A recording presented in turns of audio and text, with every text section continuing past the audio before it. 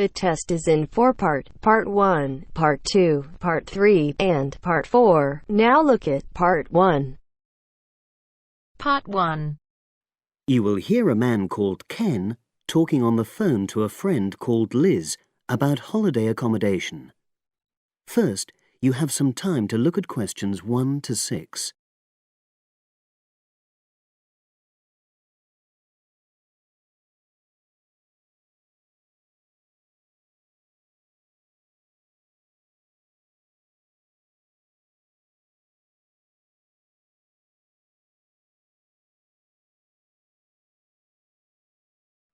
Now we shall begin.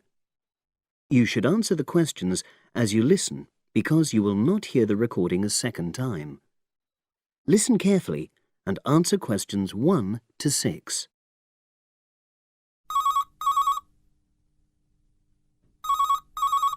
Hello. Hi Liz, it's Ken here. Hi, Ken. Nice to hear from you. Are you... This is just a quick call, but Mary and I have just been talking about our summer holiday. We haven't booked a place yet, and we've left it a bit late. We were just wondering if you know of any holiday rentals in your area. It's so nice there. Well, yes. I can think of 2 or 3 places that are very nice. What dates have you got in mind? The 10th of July to the 22nd of July. Oh, yes. That is quite soon, isn't it? Well, there's a place near here called Moonfleet. Is that MOONFLEET? That's right. It's quite a rural location, and it's next to the owner's house, but it's got fields all around it, so it's very pretty. Sounds okay. Can you tell me a bit more about it? Well, it's an annex to the owner's house, and it's an apartment with 2 bedrooms and an open-plan living area. Well, I like the sound of it. Is there anything we might not like about it? Well, it's quite a distance from the nearest shops, that's all. Okay. And... well, I'll tell Mary, but I don't think she'd mind that. Do you know how you book it? You have to book on the internet. There's a web address. It's www.summerhouses. One word? Yes, then .com. You'll be able to look at a photograph on that. Okay. And what about the others? Where are they? The second one I'm thinking of is called Kingfisher, and that's even more rural. It's a really beautiful location, in fact. It's by the river, and it's got nice views. It overlooks woodland on the other side. Is that an apartment? No, it's a 3-bedroomed house, and that's got a dining room as well as a separate living room and a kitchen. But I expect it's more expensive.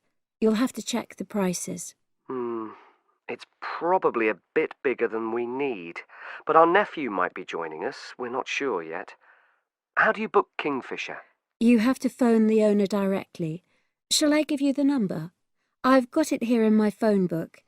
It's 01752 669 218. Right. Before you hear the rest of the conversation, you have some time to look at questions 7 to 10.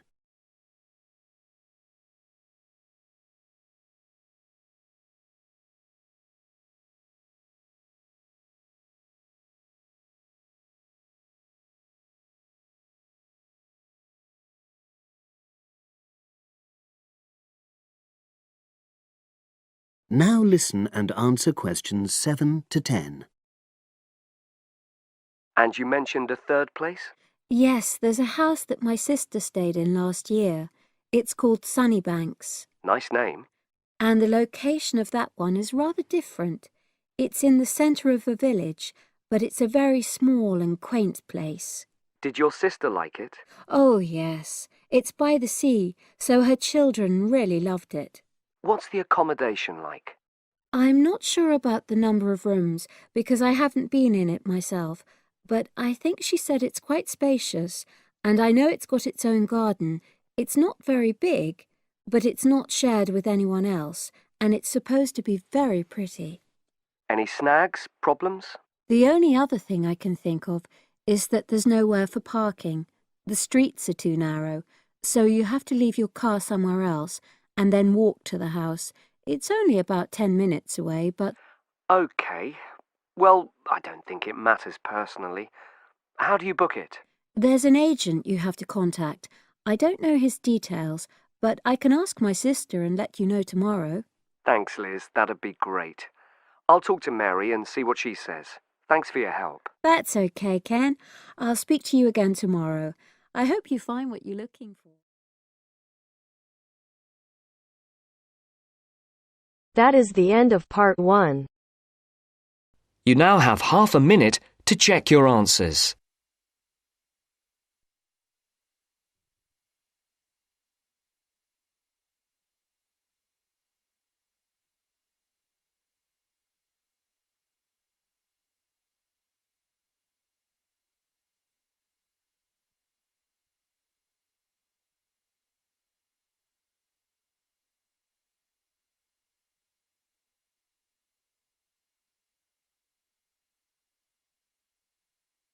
Now turns to part 2. Part 2. You will hear two students talking about a school project. First, you have some time to look at questions 11 to 15.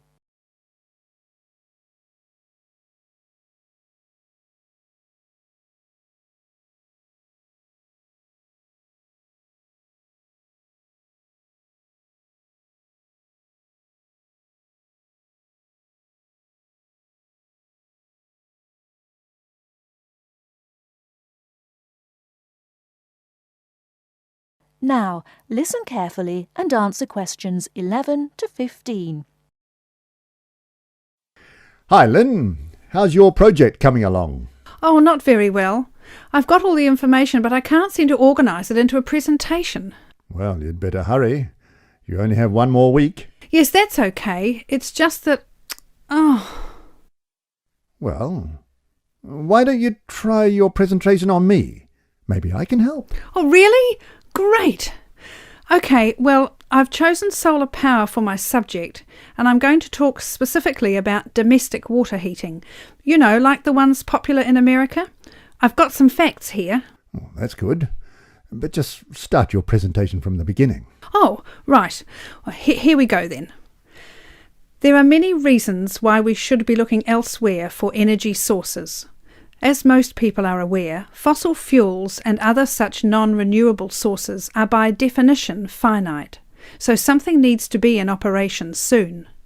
Currently, there are a number of alternative energy sources available which can, with a little preparation, be used to provide for a significant part of our domestic energy requirements. In this presentation, I am focusing on solar power and its application as a domestic water heater. As a renewable energy source, solar power is in many ways ideal. The amount of the sun's energy which reaches the earth every minute exceeds the energy that the global population consumes in a year. Although scientists argue that it is not finite, sunlight is certainly a long-lasting resource which is not depleted through use, and solar power converters use this energy without needing any complex moving parts. Once collected and stored, solar energy can be used for many purposes, but it is becoming increasingly popular as a domestic heating source. Generally, a building that is heated by solar power will have its water heated by solar power as well, and this has even worked in areas that are not exposed to long hours of direct sunlight, such as the United Kingdom, although not so well as in warmer climates. Why have you stopped? Well, that's all I've got so far. Oh, well. Start by talking about how effective it is. Oh, OK. Well, there are a number of factors that influence how efficient solar power can be. The first, obviously, is the amount of sunlight, and this is dependent on season, time of day, and climate. Although the UK has something of a bad reputation for sunshine, it is actually quite productive during some parts of the year. Given a sufficient size of solar panel and water storage tank, solar power can provide all of our water heating requirements in June and July, and even provide the majority until October. From October to the end of the year, this figure falls dramatically. December is the least productive, being able to supply less than 5% of the average household's hot water requirement. It is at this point that solar power needs to be supplemented with a more traditional form of heating. From January, solar power becomes more effective at a rate of about 20% per month, although this rise decelerates to around 18% by May.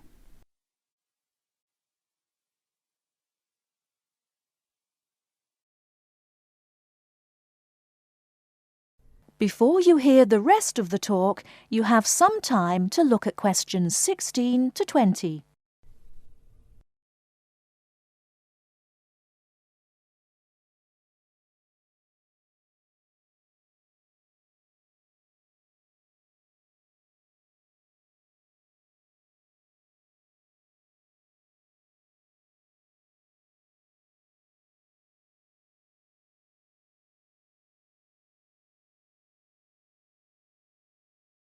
Now listen and answer questions 16 to 20.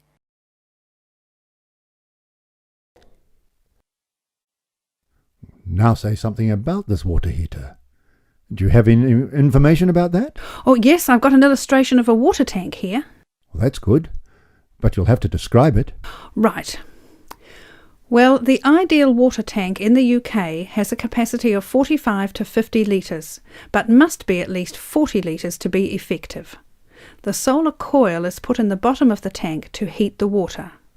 Now remember that solar heated water will not get quite as hot as fossil fuel water heaters.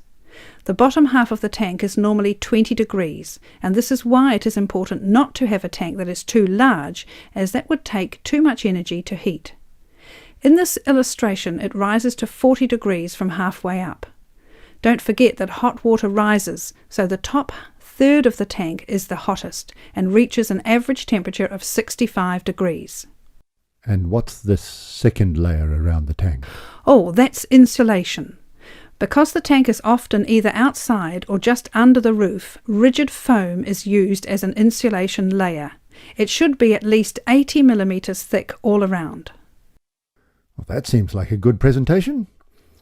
All you need to do is to prepare some short notes and a larger illustration so you can use it as a demonstration and you'll be fine. Oh, you think so? Well, thanks very much for the help. Maybe I could do the same for you one day. Maybe. Anyway, I have to go. Good luck. Thanks. Bye. That is the end of part 2. You now have half a minute to check your answers.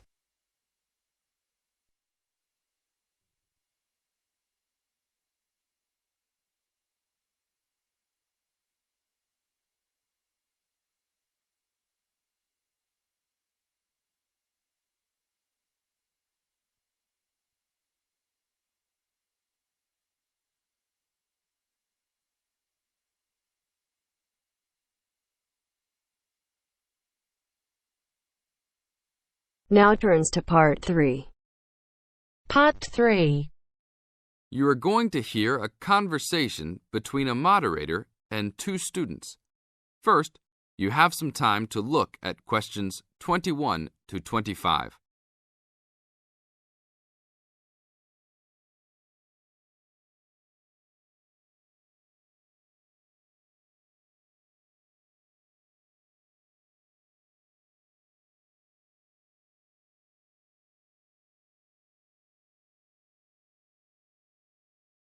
Now listen to the tape and answer the questions.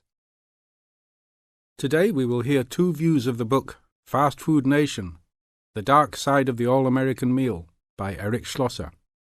Many have deemed this a fascinating socio-cultural report that explains how the development of fast food restaurants has led to the standardization of American culture, widespread obesity, urban sprawl and more.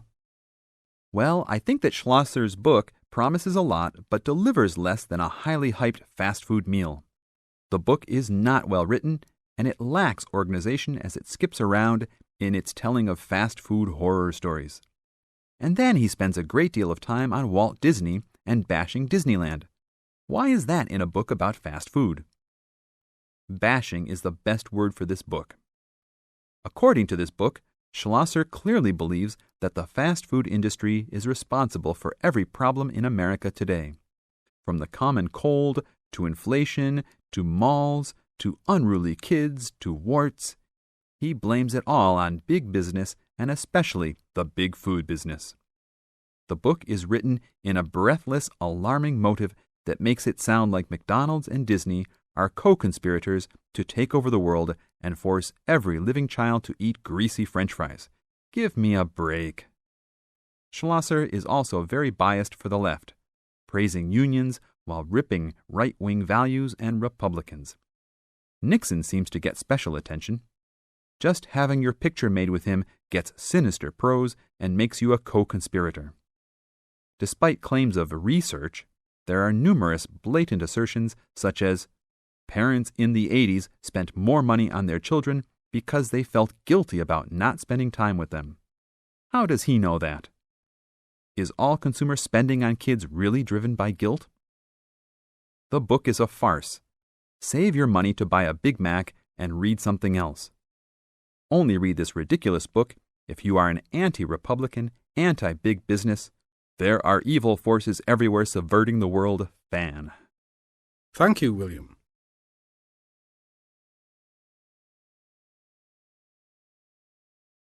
Now look at questions 26 to 30.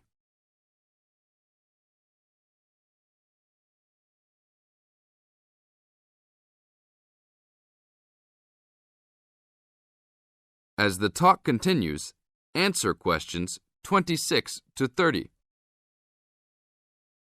Now we'll talk to another person with a very different assessment of this book. So, Jenny, what did you think of Schlosser's book?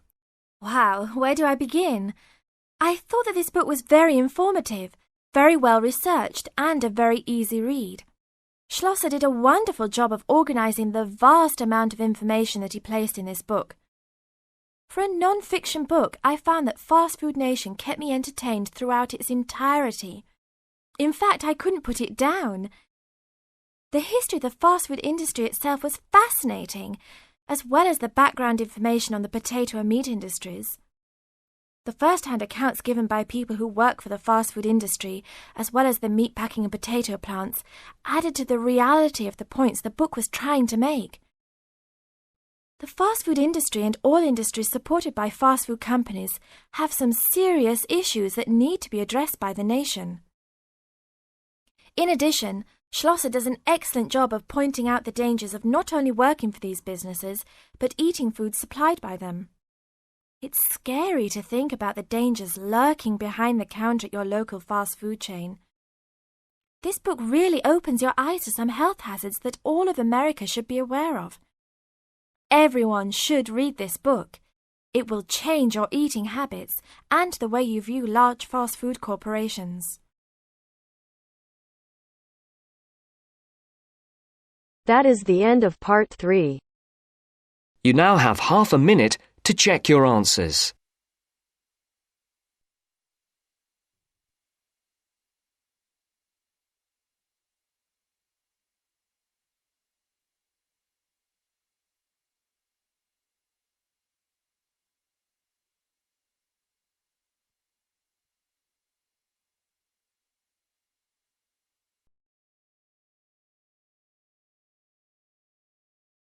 Now turns to part 4. Part 4. First, you have some time to look at questions 31 to 40.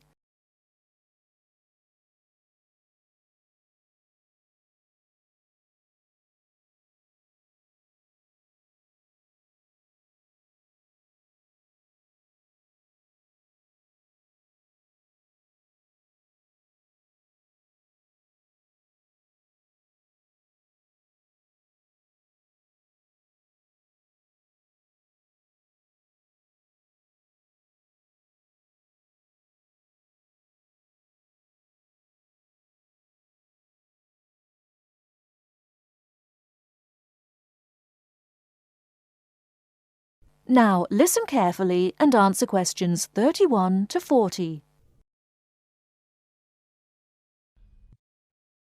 Today in our series of lectures on nature history, we're going to be looking at amber. Do you know amber? What is it? How is it formed? What are the uses of amber? Firstly, what is amber? Amber is fossilized resin from ancient forests. Amber is not produced from tree sap, but rather from plant resin. This aromatic resin can drip from trees, trapping debris such as seeds, leaves, feathers, and insects. The resin becomes buried and fossilized through progressive natural changes. Therefore, amber is formed as a result of the fossilization of resin that takes millions of years.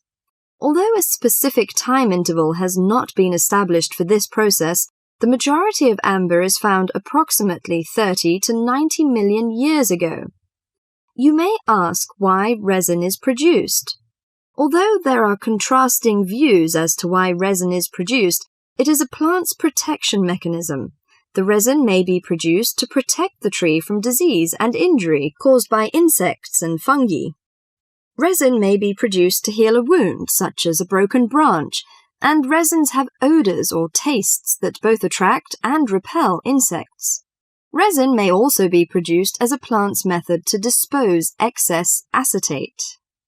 We know that amber survives millions of years, but what type of depositional environment preserved amber? One depositional environment for amber is marginal marine. Amber's specific gravity is slightly over 1, and it floats in salt water. Therefore, amber becomes concentrated in marine deposits, moved some distance from the original site. Trees and resin may be transported and deposited in quiet water sediments. Wood and resin are buried under the sediment, and while the resin becomes amber, the wood becomes coal. Wet sediments of clay and sand preserve the resin well because they are devoid of oxygen. So, as a precious product of nature, what are the uses of amber? In ancient times, amber was used for medicine. Honey was mixed with powdered amber and prescribed for many chronics like asthma, gout, and the Black Plague. It was also used as precious decoration. The amber jewelry was thought to have the magic power against evil and dark forces. Sailors burned amber on ships to drive away sea monsters and the dangers of the deep. Amber has retained its beauty for millions of years, but if not preserved well, it may lose its charm.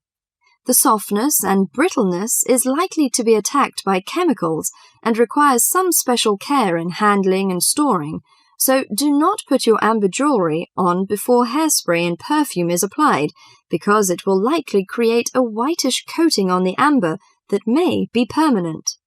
If you want to string the amber beads on silk or linen thread, remember to string them with knots between each bead to prevent mutual rubbing and chipping. Amber jewelry should not be stored where it can rub against metal or other jewelry, and storage in a soft cloth is best. Never put amber jewelry in a steam cleaner, which would shatter the gem. Never let amber come in contact with soaps or commercial jewelry cleaning solutions, which can dull the finish. Keep amber away from common kitchen substances such as salad oil, butter, and excessive heat of ovens and burners. Dust and sweat can be removed with clean, cool water and a soft cloth. Never use hot water. The amber can be dried and rubbed with clear olive oil, then rubbed with a soft cloth to remove excess oil and restore the polish. The last thing I'd like to mention is the storing of amber. Amber should not be placed near heating ducts or in direct sunshine, and avoid exposure to sudden changes of temperature. Well, that's all for amber today. Hope you enjoy this precious product of nature and have the luck to own one. That is the end of part 4. You now have half a minute to check your answers.